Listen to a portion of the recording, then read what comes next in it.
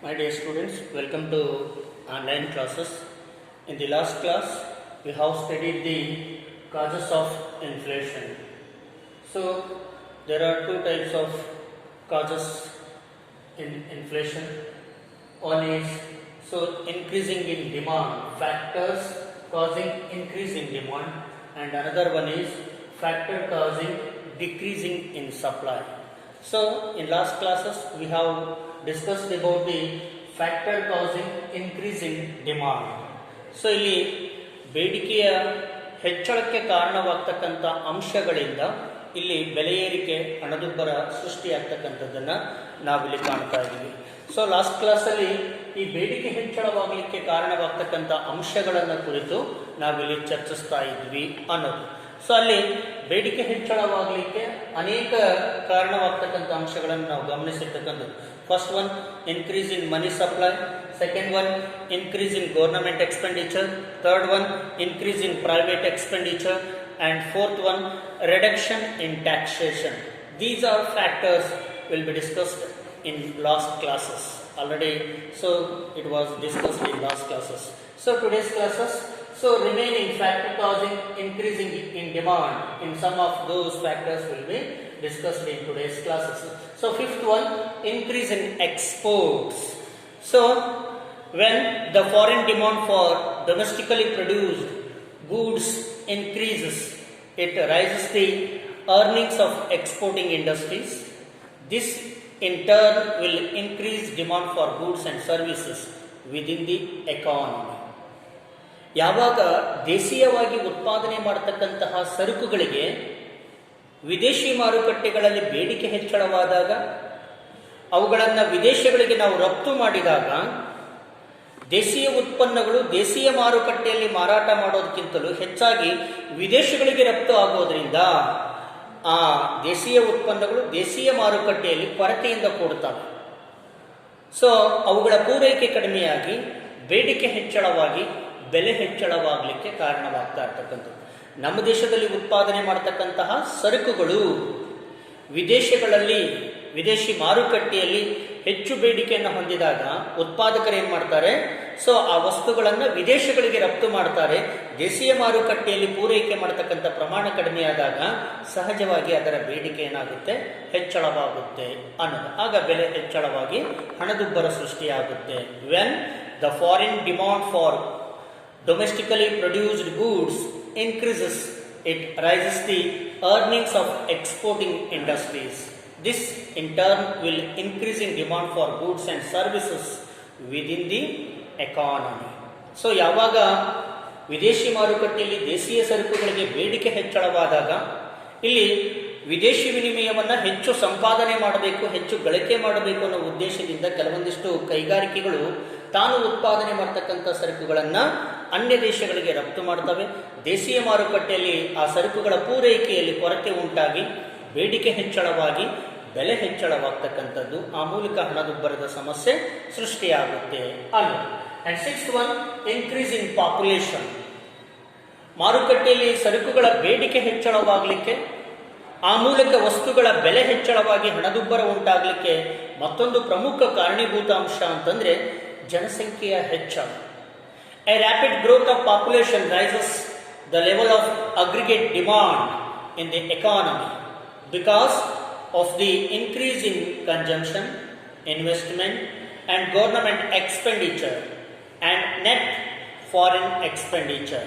This leads to an inflationary rise in price due to the excessive demand. So ನಿಜ, ದೇಶದಲ್ಲಿ ಜನಸಂಖ್ಯೆ ಮಿತಿಮೀರಿ ಹೆಚ್ಚಳವಾದಾಗ ಆಗ ಆರ್ಥಿಕತೆಯಲ್ಲಿ ಆ ಜನರ ಜೀವನಕ್ಕೆ ಬೇಕಾಗಿರ್ತಕ್ಕಂಥ ಅಗತ್ಯ ಸರಕುಗಳ ಬೇಡಿಕೆ ಏನಾಗ್ತಾ ಹೋಗುತ್ತೆ, ಹೆಚ್ಚಳವಾಗುತ್ತೆ. A rapid growth of population rises the level of aggregate demand in the economy because of the increase in consumption, investment, government expenditure and net foreign expenditure. ದೇಶದಲ್ಲಿ ಜನಸಂಖ್ಯೆ ಹೆಚ್ಚಳವಾದಾಗ ದೇಶದ ಜನರಿಂದ ಅನುಭೋಗದ ಮಟ್ಟ ಹೆಚ್ಚಳವಾಗುತ್ತೆ, ಹೂಡಿಕೆಯ ಪ್ರಮಾಣ ಹೆಚ್ಚಳವಾಗಲಿಕ್ಕೆ ಕಾರಣವಾಗ್ತಕ್ಕಂಥದ್ದು.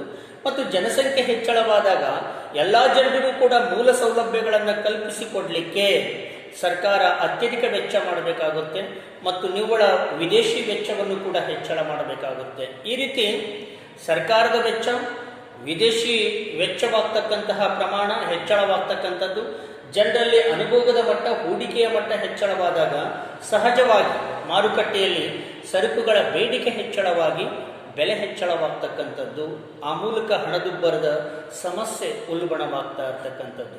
A rapid growth of population rises the level of aggregate demand in the economy because of the increase in consumption, investment, government expenditure and net foreign expenditure. This leads to an inflationary rise in price due to the excessive demand. ಈ ರೀತಿ ಜನಸಂಖ್ಯೆ ಹೆಚ್ಚಳವಾದಂತೆ ಜನರ ಅನುಭೋಗದ ಮಟ್ಟ ಹೆಚ್ಚಾಗುತ್ತೆ. ಅನುಭೋಗದ ಮಟ್ಟ ಹೆಚ್ಚಳವಾದಾಗ ಸರಕುಗಳಿಗೆ ಬೇಡಿಕೆ ಹೆಚ್ಚಾಗಿ ಬೆಲೆ ಹೆಚ್ಚಳವಾಗ್ತಕ್ಕಂಥದ್ದು. ಜನಸಂಖ್ಯೆ ಹೆಚ್ಚಾದಂತೆ ಹೂಡಿಕೆಯನ್ನು ಹೆಚ್ಚು ಮಾಡಬೇಕಾಗುತ್ತೆ. ಹೂಡಿಕೆ ಹೆಚ್ಚು ಮಾಡಿದಾಗ ಅಲ್ಲಿ ಉತ್ಪಾದನಾಂಗಗಳ ಬೇಡಿಕೆ ಹೆಚ್ಚಳವಾಗಿ ಉತ್ಪಾದನಾಂಗಗಳ ಬೆಲೆ ಹೆಚ್ಚಳವಾಗುತ್ತೆ. ಆಗ ಜನರ ಆದಾಯ ಹೆಚ್ಚಳವಾಗಿ ಸರಕುಗಳ ಬೇಡಿಕೆ ಹೆಚ್ಚಳವಾಗ್ತಕ್ಕಂಥದ್ದನ್ನು ನಾವಿಲ್ಲಿ ಕಾಣ್ತದೆ. ಇವೆಲ್ಲ ಅಂಶಗಳು ಒಂದು ರೀತಿಯಲ್ಲಿ ಹಣದುಬ್ಬರ ಹೆಚ್ಚಳವಾಗೋದ್ರ ಮೂಲಕ, ಇಲ್ಲಿ ಸರಕುಗಳ ಬೇಡಿಕೆ ಹೆಚ್ಚಳವಾಗೋದ್ರ ಮೂಲಕ ಬೆಲೆಯ ಮಟ್ಟ ಹೆಚ್ಚಳವಾಗಲಿಕ್ಕೆ ಕಾರಣವಾಗ್ತಕ್ಕಂಥದ್ದು ಅನ್ನೋದು.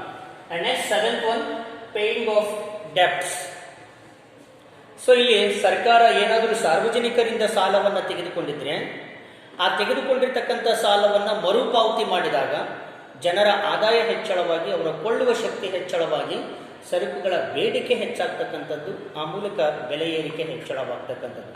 When the government pays of its a old debts of the public in result in an increase of purchasing power with the public. So when the government pay off its old debts to the public, it results in an increase of purchasing power with the public. ಇಲ್ಲಿ ಯಾವಾಗ ಸರ್ಕಾರ ಸಾರ್ವಜನಿಕರಿಂದ ಏನಾದರೂ ಸಾಲ ಮಾಡಿದರೆ ಆ ಹಳೆಯ ಸಾಲವನ್ನು ಸಾರ್ವಜನಿಕರಿಗೆ ಮರುಪಾವತಿ ಮಾಡಿದಾಗ, ಆ ಹಣವನ್ನು ಪಾವತಿ ಮಾಡಿದಾಗ ಜನರ ಆದಾಯ ಹೆಚ್ಚಳವಾಗುತ್ತೆ, ಅವರಲ್ಲಿ ಕೊಳ್ಳುವ ಶಕ್ತಿ ಹೆಚ್ಚಳವಾಗಿ ಆಗ ಸರಕುಗಳ ಬೇಡಿಕೆ ಹೆಚ್ಚಳವಾಗಲಿಕ್ಕೆ ಕಾರಣವಾಗುತ್ತೆ.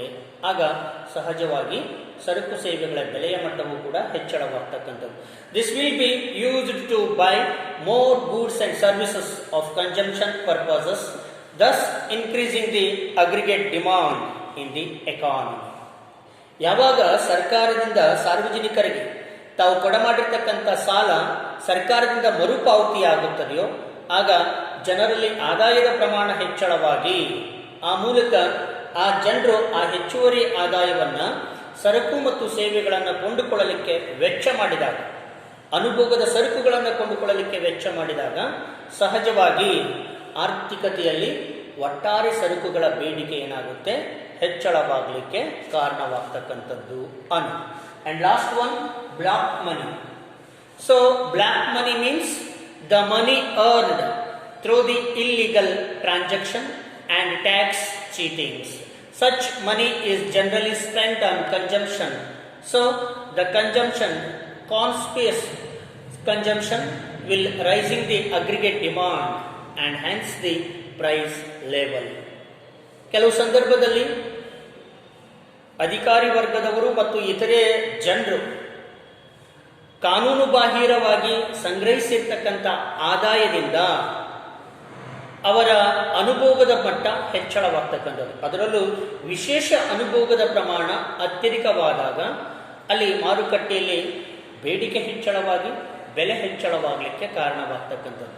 Black money means the money earn through the illegal transaction and tax cheating. Such a money is generally spent on conspicuous consumption will raising the aggregate demand and hence the price level.